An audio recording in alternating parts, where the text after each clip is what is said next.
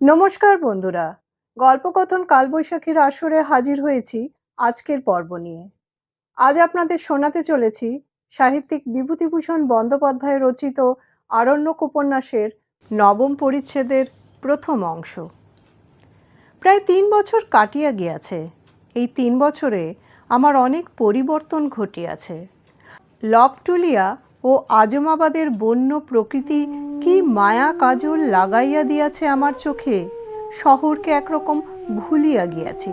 নির্জনতার মোহ, নক্ষত্র ভরা উদার আকাশের মোহ আমাকে এমনি পাইয়া বসিয়াছে যে মধ্যে একবার কয়েকদিনের জন্য পাটনায় গিয়া ছটফট করিতে লাগিলাম, কবে পিচ ঢালা বাঁধ ধরা রাস্তার গণ্ডি এড়াইয়া চলিয়া যাইব লবটুলিয়া বইহারে। পেয়ালার মতো উপুড় করা নীল আকাশের তলে মাঠের পর মাঠ, অরণ্যের পর অরণ্য, যেখানে তৈরি রাজপথ নাই, ইটের ঘর বাড়ি নাই, মোটর হর্নের আওয়াজ নাই। ঘন ঘুমের ফাঁকে যেখানে কেবল দূর অন্ধকার বনে শেয়ালের দলের প্রহর ঘোষণা শোনা যায়, নয়তো ধাবমান নীলগাইয়ের দলের সম্মিলিত পদধ্বনি, নয়তো বন্য মহিষের গম্ভীর আওয়াজ। আমার উপরওয়ালারা ক্রমাগত আমাকে চিঠি লিখিয়া তাগাদা করিতে লাগিলেন, কেন আমি এখানকার জমি প্রজাবিলি করিতেছি না। আমি জানি আমার তাহাই একটি প্রধান কাজ বটে, কিন্তু এখানে প্রজা বসাইয়া প্রকৃতির এমন নিভৃত কুঞ্জবনকে নষ্ট করিতে মন সরে না। যাহারা জমি ইজারা লইবে তাহারা তো জমিতে গাছপালা বনঝোপ সাজাইয়া রাখিবার জন্য কিনিবে না, কিনিয়াই তাহারা জমি সাফ করিয়া ফেলিবে, ফসল রোপণ করিবে, ঘর বাড়ি বাঁধিয়া বসবাস শুরু করিবে। এই নির্জন শোভাময় বন্য প্রান্তর, অরণ্য, কুণ্ডি, শৈলমালা জনপদে পরিণত হইবে। লোকের ভিড়ে ভয় পাইয়া বনলক্ষ্মীরা ঊর্ধ্বশ্বাসে পালাইবেন। মানুষ ঢুকিয়া এই মায়াকাননের মায়াও দূর করিবে, সৌন্দর্যও ঘুচাইয়া দিবে। সে জনপদ আমি মনশ্চক্ষে স্পষ্ট দেখিতে পাই। পাটনা, পূর্ণিয়া কি মুঙ্গের যাইতে তেমন জনপদ এদেশের সর্বত্র। গায়ে গায়ে কুশ্রী, বেঢপ খোলার একতলা কি দোতলা মাঠ কোঠা, চালে চালে বসতি, ফণিমনসার ঝাড়, গোবর স্তূপের আবর্জনার মাঝখানে গরু মহিষের গোয়াল, ইদারা হইতে রহট দ্বারা জল উঠানো হইতেছে, ময়লা কাপড় পরা নরনারীর ভিড়, হনুমানজির মন্দিরে ধ্বজা উড়িতেছে, রূপার হাঁসুলি গলায় উলঙ্গ বালক বালিকার দল ধুলা মাখিয়া রাস্তার উপর খেলা করিতেছে। কিসের বদলে কি পাওয়া যাইবে? এমন বিশাল, ছেদহীন, বাধা বন্ধনহীন, উদ্দাম সৌন্দর্যময়ী আরণ্যভূমি দেশের একটা বড় সম্পদ। অন্য কোনো দেশ হইলে আইন করিয়া এখানে ন্যাশনাল পার্ক করিয়া রাখিত। কর্মক্লান্ত শহরের মানুষ মাঝে মাঝে এখানে আসিয়া প্রকৃতির সাহচর্যে নিজেদের অবসন্ন মনকে তাজা করিয়া লইয়া ফিরিত। তাহা হইবার জো নাই। যাহার জমি সে প্রজাবিলি না করিয়া জমি ফেলিয়া রাখিবে কেন? আমি প্রজা বসাইবার ভার লইয়া এখানে আসিয়াছিলাম।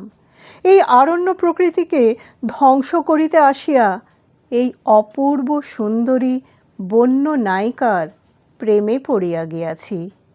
এখন আমি ক্রমশ সেদিন পিছাইয়া দিতেছি, যখন ঘোড়ায় চড়িয়া ছায়াগহন বৈকালে কিংবা মুক্তাশুভ্র জ্যোৎস্নারাত্রে একা বাহির হই, তখন চারিদিকে চাহিয়া মনে মনে ভাবি, আমার হাতে ইহা নষ্ট হইবে। জ্যোৎস্নালোকে উদাস আত্মহারা শিলাস্ত্রিত ধূধু নির্জন বন্য প্রান্তর কি করিয়াই আমার মন ভুলাইয়াছে চতুরা সুন্দরী। কিন্তু কাজ যখন করিতে আসিয়াছি, করিতেই হইবে। মাঘ মাসের শেষে পাটনা হইতে ছোটু সিং নামে এক রাজপুত আসিয়া 1000 বিঘা জমি বন্দোবস্ত লইতে চাহিয়া দরখাস্ত দিতেই আমি বিষম চিন্তায় পড়িলাম। 1000 বিঘা জমি দিলে তো অনেকটা জায়গায় নষ্ট হইয়া যাইবে। কত সুন্দর বনঝোপ, লতা বিতান নির্মমভাবে কাটা পড়িবে যে। ছোট সিং ঘোরাঘুরি করিতে লাগিল। আমি তাহার দরখাস্ত সদরে পাঠাইয়া দিয়া ধ্বংসলীলাকে কিছু বিলম্বিত করিবার চেষ্টা করিলাম। একদিন লবটুলিয়া জঙ্গলের উত্তরে নাড়া বৈহারের মুক্ত প্রান্তরের মধ্য দিয়া দুপুরের পরে আসিতেছি। দেখিলাম একখানা পাথরের উপর কে বসিয়া আছে পথের ধারে। তাহার কাছে আসিয়া ঘোড়া থামাইলাম। লোকটির বয়স 60-এর কম নয়। পরনে ময়লা কাপড়, একটা ছেঁড়া চাদর গায়ে। এ জনশূন্য প্রান্তরে লোকটা কি করিতেছে একা বসিয়া? সে বলিল, আপনি কে বাবু? বলিলাম, আমি এখানকার কাছারির কর্মচারী। আপনি কি ম্যানেজার বাবু? কেন বলো তো, তোমার কোনো দরকার আছে? হ্যাঁ, আমিই ম্যানেজার। লোকটা উঠিয়া আমার দিকে আশীর্বাদের ভঙ্গিতে হাত তুলিল। বলিল, হুজুর, আমার নাম মটুকনাথ পাঁড়ে, ব্রাহ্মণ। আপনার কাছেই যাচ্ছি। কেন? কেন? হুজুর, আমি বড় গরিব। অনেক দূর থেকে হেঁটে আসছি হুজুরের নাম শুনে। 3 দিন থেকে হাঁটছি পথে পথে। যদি আপনার কাছে চলাচলতির কোনো একটা উপায় হয়। আমার কৌতূহল হইল। জিজ্ঞাসা করিলাম, এ কদিন জঙ্গলের পথে তুমি কি খেয়ে আছো? মটুকনাথ তাহার মলিন চাদরের এক প্রান্তে বাঁধা পোয়াটা কলাইয়ের ছাতু দেখাইয়া বলিল, শেরখানেক ছাতু ছিল এতে বাঁধা, এই নিয়ে বাড়ি থেকে বেরিয়েছিলাম, তাই কদিন খাচ্ছি। রোজগারের চেষ্টায় বেড়াচ্ছি হুজুর। আজ ছাতু ফুরিয়ে এসেছে, ভগবান জুটিয়ে দেবেন আবার। আজমাবাদ ও নাড়াবৈহারের এই জনশূন্য বনপ্রান্তরে উড়ানির খুঁটে ছাতু বাঁধিয়া লোকটা কি রোজগারের প্রত্যাশায় আসিয়াছে বুঝিতে পারিলাম না। বলিলাম, বড় বড় শহর ভাগলপুর, পূর্ণিয়া, পাটনা, মুঙ্গের ছেড়ে জঙ্গলের মধ্যে এলে কেন পাঁড়েজি? এখানে কি হবে? লোক কোথায় এখানে? তোমাকে দেবে কে? মটুকনাথ আমার মুখের দিকে নৈরাশ্যপূর্ণ দৃষ্টিতে চাহিয়া বলিল, এখানে কিছু রোজগার হবে না বাবু। তবে আমি কোথায় যাব? ওসব বড় শহরে আমি কাউকে চিনি নে, রাস্তাঘাট চিনি নে, আমার ভয় করে, তাই এখানে যাচ্ছিলাম। লোকটাকে বড় অসহায়, দুঃখী ও ভালো মানুষ বলিয়া মনে হইল। সঙ্গে করিয়া কাছারিতে লইয়া আসিলাম। কয়েকদিন চলিয়া গেল। মটুকনাথকে কোনো কাজ করিয়া দিতে পারিলাম না। দেখিলাম সে কোনো কাজ জানে না। কিছু সংস্কৃত পড়িয়াছে, ব্রাহ্মণ পণ্ডিতের কাজ করিতে পারে। টোলে ছাত্র পড়াইত। আমার কাছে বসিয়া সময়ে অসময়ে উদ্ভট শ্লোক আবৃত্তি করিয়া বোধহয় আমার অবসর বিনোদনের চেষ্টা করে। একদিন আমায় বলিল, আমায় কাছারির পাশে একটু জমি দিয়ে একটা টোল খুলিয়ে দিন হুজুর। বলিলাম, কে পড়বে টোলে পণ্ডিতজি? বুনো মহিষ ও নীলগায়ের দল কি ভট্টি বা রঘুবংশ বুঝবে? মটুকনাথ নিপাট ভালো মানুষ। বোধহয় কিছু না ভাবিয়া দেখিয়াই টোল খুলিবার প্রস্তাব করিয়াছে। ভাবিলাম, বুঝিবা এবার সে নিরস্ত হইবে। কিন্তু দিন কতক চুপ করিয়া থাকিয়া আবার সে কথাটা পারিল। বলিল, দিন দয়া করে একটা টোল আমায় খুলে দেখি না, চেষ্টা করে কি হয়। নয়তো আর যাব কোথায় হুজুর? ভালো বিপদে পড়িয়াছি। লোকটা কি পাগল? ওর মুখের দিকে চাহিলেও দয়া হয়। সংসারের ঘোর পেঁচ বোঝে না, নিতান্ত সরল নির্বোধ ধরনের মানুষ। অথচ একরাশ নির্ভর ও ভরসা লইয়া আসিয়াছে। কাহার উপর কে জানে? তাহাকে কত বুঝাইলাম, আমি জমি দিতে রাজি আছি, সে চাষবাস করুক, যেমন রাজুপাড়ে করিতেছে। মটুকনাথ মিনতি করিয়া বলিল, তাহারা বংশানুক্রমে শাস্ত্র ব্যবসায়ী ব্রাহ্মণ পণ্ডিত, চাষ কাজের সে কিছুই জানে না, জমি লইয়া কি করিবে? তাহাকে বলিতে পারিতাম, শাস্ত্র ব্যবসায়ী পণ্ডিত মানুষ এখানে মরিতে আসিয়াছে কেন, কিন্তু কোনো কঠিন কথা বলিতে মন সরিল না। লোকটাকে বড় ভালো লাগিয়াছিল। অবশেষে তাহার নির্বন্ধাতিশয্যে একটা ঘর বাঁধিয়া দিয়া বলিলাম, এই তোমার টোল, এখন ছাত্র জোগাড় হয় কিনা দেখো। মটুকনাথ পূজার্চনা করিয়া 2-3টি ব্রাহ্মণ ভোজন করাইয়া টোল প্রতিষ্ঠা করিল। এ জঙ্গলে কিছুই মেলে না। সে নিজের হাতে মকাইয়ের আটার মোটা মোটা পুরি ভাজিল এবং জংলি ধুধুলের তরকারি। বাথান হইতে মহিষের দুধ আনাইয়া দই পাতিয়া রাখিয়াছিল। নিমন্ত্রিতের দলে অবশ্য আমিও ছিলাম। টোল খুলিয়া কিছুদিন মটুকনাথ বড় মজা করিতে লাগিল। পৃথিবীতে এমন মানুষও সব থাকে। সকালে স্নানান্নিক সারিয়া সে টোল ঘরে একখানা বন্য খেজুর পাতায় বোনা আসনের উপর গিয়া বসে এবং সম্মুখে মুগ্ধবোধ খুলিয়া সূত্র আবৃত্তি করে, ঠিক যেন কাহাকে পড়াইতেছে। এমন চেঁচাইয়া পড়ে যে আমি আমার আপিস ঘরে বসিয়া কাজ করিতে করিতে শুনিতে পাই। তহসিলদার সজ্জন সিং বলল, পণ্ডিতজি লোকটা বদ্ধ পাগল, কি করছে দেখুন হুজুর। মাস 2 এইভাবে কাটে। শূন্য ঘরে মটুকনাথ সমান উৎসাহে টোল করিয়া চলিয়াছে, একবার সকালে একবার বৈকালে। ইতিমধ্যে সরস্বতী পূজা আসিল। কাছারিতে দোয়াত পূজার দ্বারা বাগদেবীর অর্চনা নিষ্পন্ন করা হয় প্রতি বৎসর।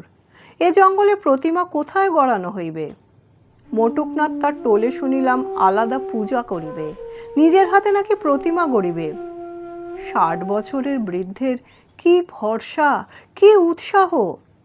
নিজের হাতে ছোট প্রতিমা গড়িল মটুকনাথ, টোলে আলাদা পূজা হইল। বৃদ্ধ হাসি মুখে বলিল, বাবুজি, এ আমাদের পৈতৃক পুজো। আমার বাবা চিরকাল তাঁর টোলে প্রতিমা গড়িয়া পুজো করে এসেছেন, ছেলেবেলায় দেখেছি।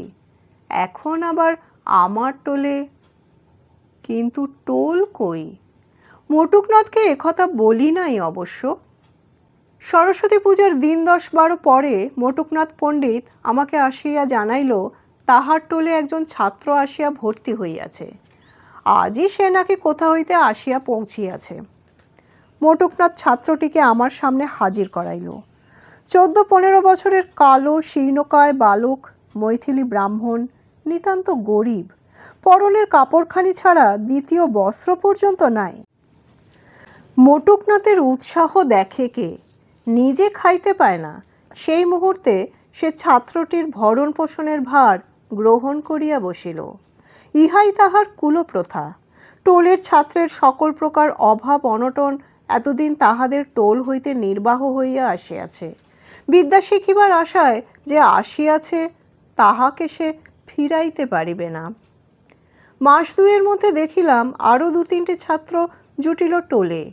ইহারা একবেলা খায়, একবেলা খায় না। সিপাহীরা চাঁদা করিয়া মকাইয়ের ছাতু, আটা, চিনার দানা দেয়। কাছারি হইতে আমিও কিছু সাহায্য করি। জঙ্গল হইতে বাথুয়া শাক তুলিয়া আনে ছাত্রেরা, তাহাই সিদ্ধ করিয়া খাইয়া হয়তো একবেলা কাটাইয়া দেয়। মটুকনাথেরও সেই অবস্থা। রাত 10টা-11টা পর্যন্ত মটুকনাথ শুনি ছাত্র পড়াইতেছে টোল ঘরের সামনে একটা হরিতকি গাছের তলায়, অন্ধকারেই অথবা জ্যোৎস্নালোকে, কারণ আলো জ্বালাইবার তেল জোটে না।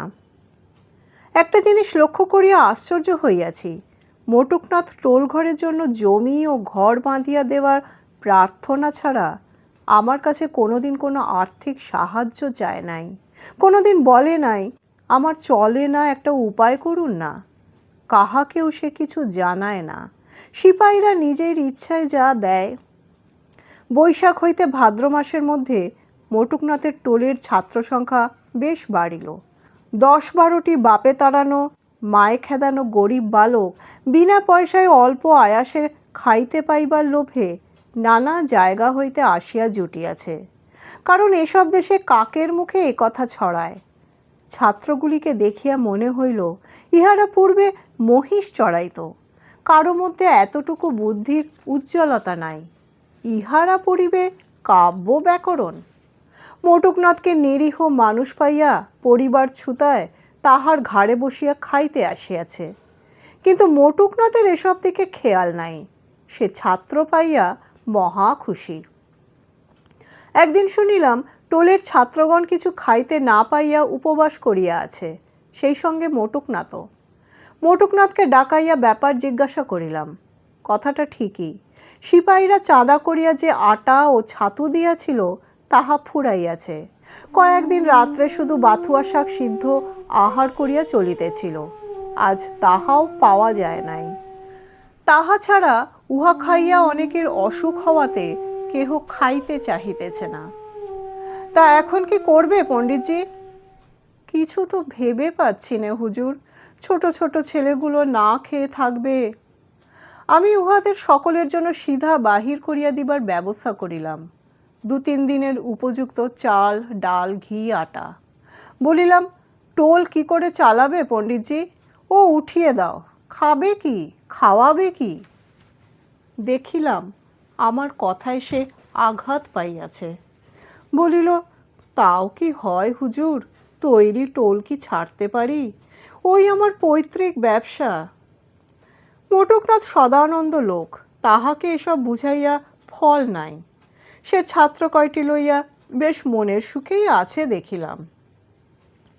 আমার এই বনভূমির এক প্রান্ত যেন সেকালের ঋষিদের আশ্রম হইয়া উঠিয়াছে মোটকনাথের কৃপায়। টোলের ছাত্ররা কলরব করিয়া পড়াশোনা করে, মুগ্ধবোধের সূত্র আওড়ায়, কাছারির লাউ কুমড়ার মাচা হইতে ফল চুরি করে, ফুল গাছের ডালপাতা ভাঙিয়া ফুল লইয়া যায়। এমনকি মাঝে মাঝে কাছারির লোকজনের জিনিসপত্রও চুরি যাইতে লাগিল।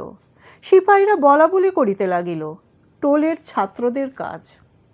একদিন নায়েবের ক্যাশ বাক্স খোলা অবস্থায় তাহার ঘরে পড়িয়াছিল। কে তাহার মধ্যে হইতে কয়েকটি টাকা ও নায়েবের একটি ঘষা মরা সোনার আংটি চুরি করিল। তাহা লইয়া খুব হৈ হৈ করিল সিপাহীরা। মোটকনাথের এক ছাত্রের কাছে কয়েকদিন পরে আংটিটা পাওয়া গেল। সে কোমরের ঘুনশিতে বাঁধিয়া রাখিয়াছিল। কে দেখিতে পাইয়া কাছারিতে আসিয়া বলিয়া দিল। ছাত্র বামাল শুদ্ধ ধরা পড়িল।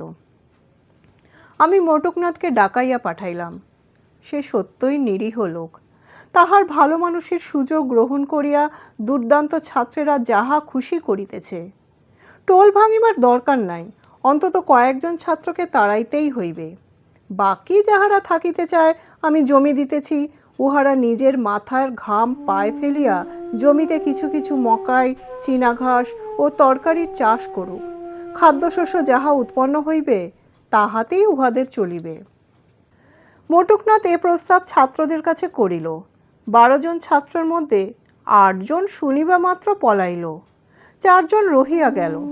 তাও আমার মনে হয় বিদ্যানুরাগের জন্য নয়, নিতান্ত কোথাও কোনো উপায় নাই বলিয়া।